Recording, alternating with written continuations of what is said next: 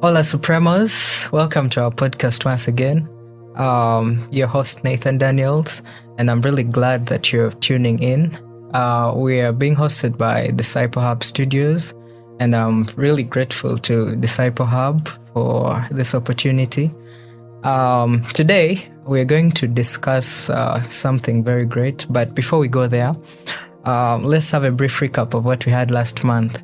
So last month, we discussed about a Christian youth in a dynamic world, and we were looking at different aspects of a Christian youth in a world that is changing so fast.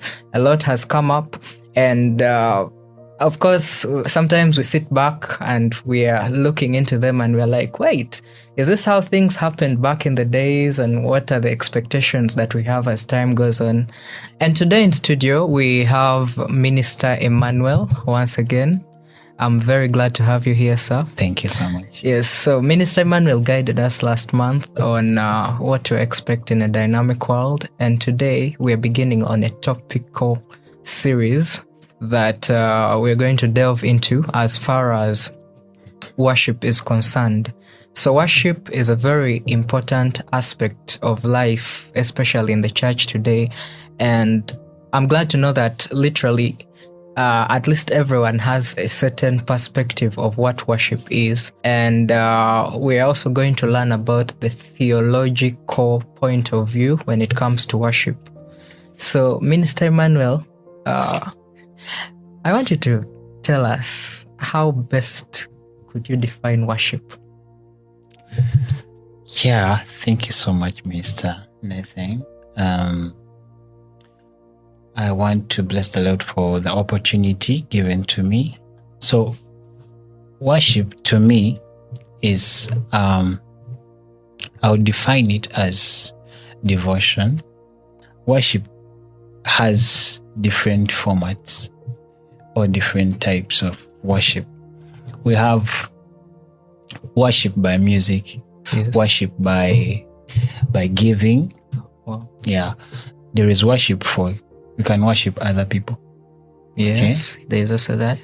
But mainly, we are talking about worship unto God. Yes. So, worship unto God as a Christian, what you must know is that which formula are you using to worship God? Are you using it? Are you passing through music? Are you passing through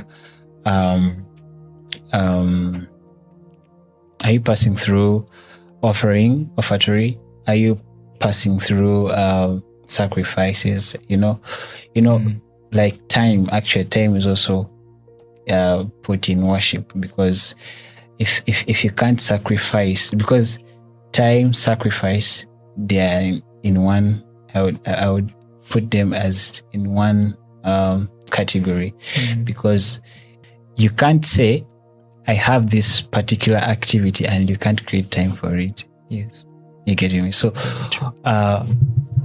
specifically worship, you have to really create time for it. You have to sacrifice other things. So, the life of a worshiper is quite a big experience. Yes. So, firstly, I would say prayer. As a worshiper, you must really pray. Yes, you must devote yourself to prayer, because if you can't create that relationship between you and God, then there's a big difference, because prayer makes everything perfect. So the life of a true worshiper involves a lot of time put in. Yes. The process of worship. Yes. And prayer. Yes. So as far as a worshiper is concerned, shall we say that in and out of season, they're giving in their time to worship? Yes. Secondly, reading the Bible and the word of the Lord. Okay, I would say, because the word of the Lord is life. So without it, you are singing nothing. Yeah, true. Praise the Lord. If someone has the word of the Lord right, when a melody comes to their head, they would think, they'll be like, okay, what am I writing about? getting me? Scripture will start running and flowing and aligning itself to the music. Indeed. Okay, as a worshiper. So the other lifestyle of a worshiper is also skill and the musicality part of it, because everything, mostly right now when we talk about worship, most people are going to run to music. Okay, it's a big part. Skill. If you cannot work on your skill as a worshiper, you're doing nothing in the kingdom. I've realized most people, they yearn to do things, but they can't work on their skill, right? True. Because they can't pay that price, their time, they can't sacrifice time for things that they want to have. Me, before I joined actually high school, I desired so much to learn an instrument, like musical instrument, especially the keys. Wow. So one day, one of the resting residences, and I heard the sound of music being played somewhere. So I just rushed there. I remember I met a person called Kenneth, and Kenneth really held me up and he taught me something. So when he taught me something, in 2 weeks, I could play everything he had told me. So that was in Form 1? Form 1, yes. That is 20. So the fire started when you were around 13 years. I want to assume so. You studied as an old man. You were 12. I studied as an old man. It's okay. I studied my senior one at 17. At 17? Yes. Wow, that's very interesting. I'd have said they should upload you. So after a teacher can teach you something, but cannot give you the practical part of it fully. So you have to go and rehearse. So I would go find those people. They were big boys because they were in A level. Me, I'm very young. I'm nowhere. You get me? So I'll try myself to push. Like I'll push myself. At least I would stay. I would have fellowship with them for some time. When it happened around for a month, I got encouraged. Like I was like, I'm in a family now, so there's nothing that can happen. So I started playing, combining the knowledge I had in class with what these people were telling me to do.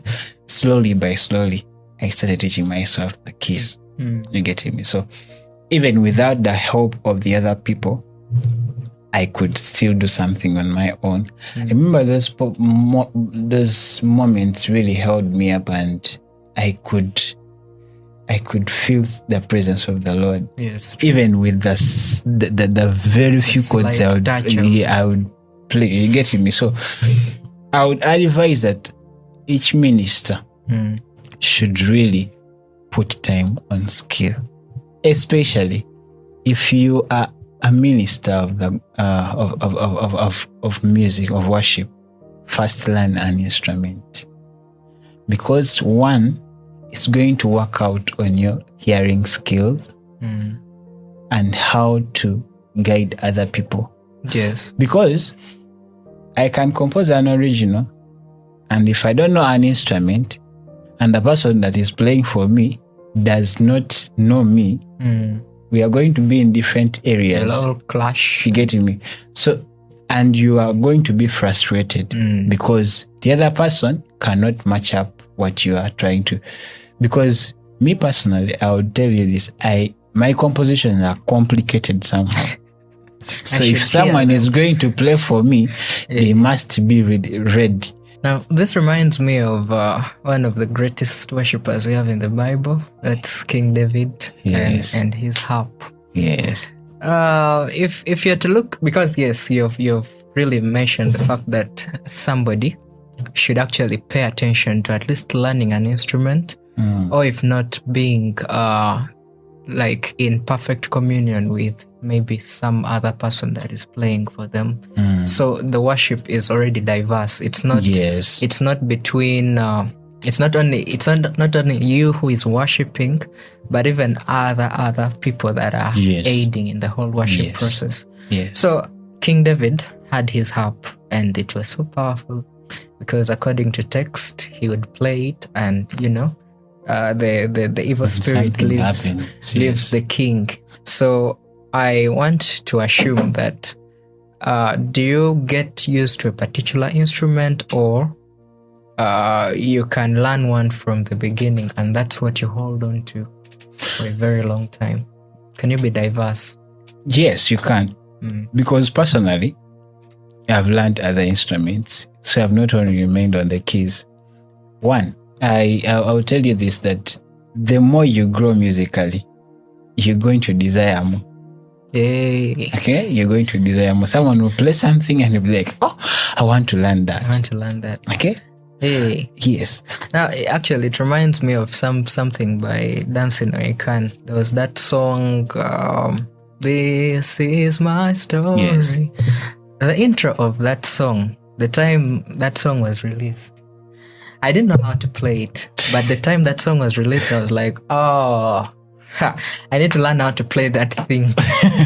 Yes, there was that urge that was coming within me. Now, I didn't want to believe maybe I was doing it for purposes of, just to show my friends that I could, but I wanted to have that in me. Mm-hmm. So that hunger for worship, that hunger for, is it something that you develop, or it is something that, something that is inbuilt, it is within you? I've told you that when you get to a certain point, you're not going to remain stagnant unless you're not being led.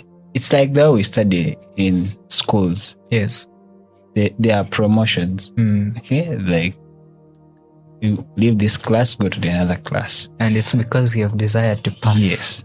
So if you don't, actually, I've also understood that if actually you've not put a certain demand on the spirit to take you somewhere, it's not going to take you.